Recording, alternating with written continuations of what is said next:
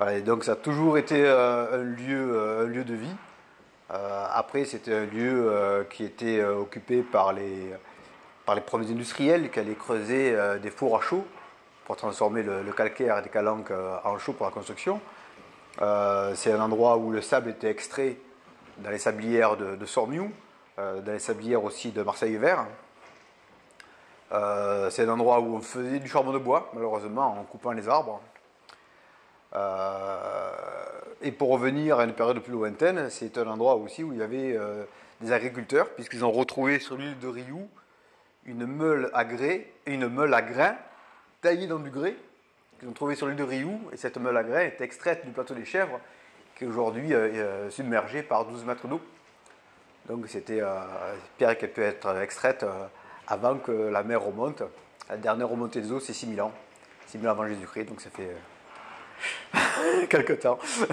On va dire que les calanques sont préservées d'une urbanisation trop excessive.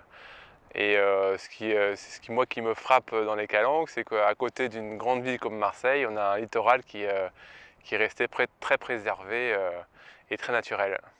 L'administration des eaux et forêts est dans les calanques depuis 1890. Donc on a vu arriver les différents statuts de protection au-delà du régime forestier.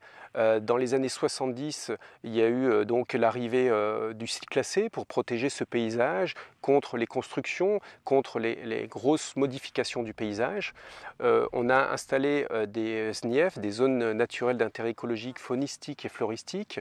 Et puis ensuite, donc, en 2012, est arrivé le parc national.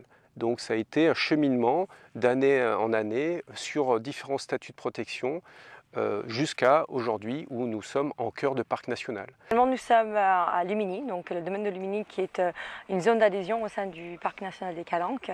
Donc si on peut imaginer un des accès principaux du parc qui est le Calanque de Sougiton. Du coup, juste au milieu, on a toute une cité universitaire avec l'école de commerce, la faculté, l'école d'architecture, de beaux-arts, une zone industrielle, si on veut, une petite pôle de compétitivité. On a un certain nombre d'activités économiques et académiques qui embrassent environ 10 000 personnes. Donc c'est une petite ville au milieu des Calanques. Les carrières se sont arrêtées. Les dernières carrières, je crois que c'était 2004-2005, Tierno, qui était un des derniers à utiliser la carrière. Dans mon enfance, il y avait la carrière Gambi, il y avait d'autres carrières qui étaient encore en activité, mais petit à petit, elles se sont arrêtées. Donc la main-d'œuvre qui travaillait dans ces carrières, du jour au lendemain, il n'y avait plus de carrière. Il y avait une cimenterie, la cimenterie Lafarge, qui était importante, qui l'a été moins ensuite, qui a été mécanisée aussi, et qui s'arrête maintenant. La carrière Solvay, bien sûr, elle aussi s'est arrêtée. Après, au niveau des gens de Cassis, on vivait de la pêche, de l'agriculture. Mais petit à petit, les maraîchers, les gens qui travaillaient les arbres fruitiers, il y a eu aussi une pression immobilière qui a fait que la seule activité de la terre qui nous reste aujourd'hui et qui est florissante, c'est la viticulture. Voilà, c'est un patrimoine qui aujourd'hui a remplacé un petit peu tout ce qui représentait l'agriculture, mais qui protège aussi quelque part Cassis de la spéculation immobilière. Parce que toutes ces parcelles de terrain sur tout l'arrière du village où il y a des vignes, c'est pas constructible, quoi. C'est des terres agricoles, elles resteront terres agricoles.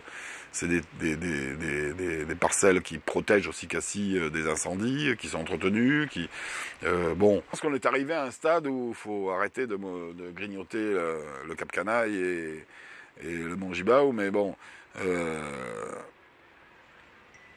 À l'époque, c'est des forêts qui étaient aussi pas très bien entretenues, qui étaient des zones à risque, Et aussi, faut pas oublier qu'il y a certaines parcelles qui étaient envahies par les pins, qui étaient des anciennes parcelles de vignes aussi. Hein.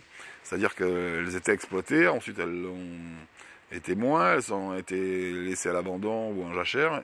Mais aujourd'hui, bon, les parcelles qui ont été repris un peu sur la pinède et la forêt sur les hauteurs, bon, c'est toujours ça de gagner sur les risques d'incendie.